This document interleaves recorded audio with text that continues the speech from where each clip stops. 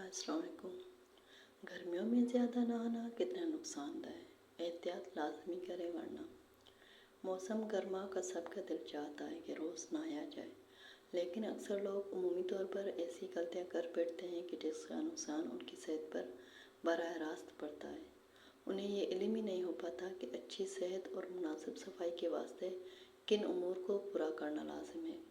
ایک تحقیق کے مطابق روزانہ نہانا غالباً ایک عادت ہو سکتی ہے، مگر اس بات کی رعایت رکھنا چاہیے کہ بکثرت نہانے کے نتیجے میں جلد پر موجود صحت بخش روگن اور جراثیم کم ہو جاتے ہیں۔ لہٰذا کثرت سے نہانے کے سبب جلد خشک اور کھردری ہو سکتی ہے۔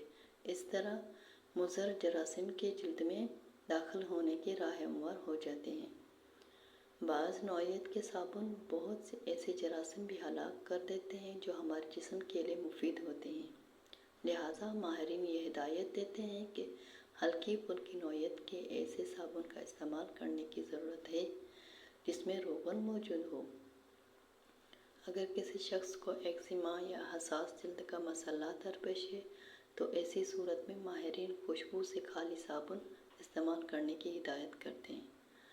واضح رہے کہ جسم کے تمام حصوں کو صابن سے صاف کرنے کی ضرورت نہیں، لہٰذا صابن کے استعمال کو بغلوں، دونوں پاؤں، دونوں ہاتھوں اور چہرے تک محدود رکھنا چاہیے۔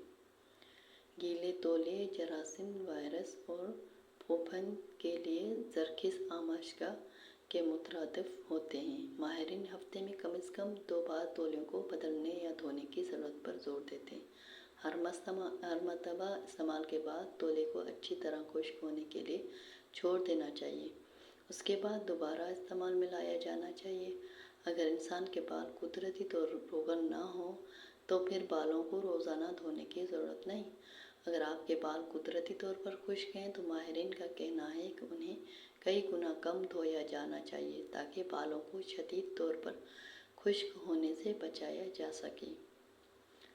اگر آپ لوگوں کو میری یہ ویڈیو اچھی لگی ہو تو پلیز لائک اینڈ میرے چینل کو سبسکرائب اینڈ شیئر ضرور کر دیجیے گا۔ شکریہ۔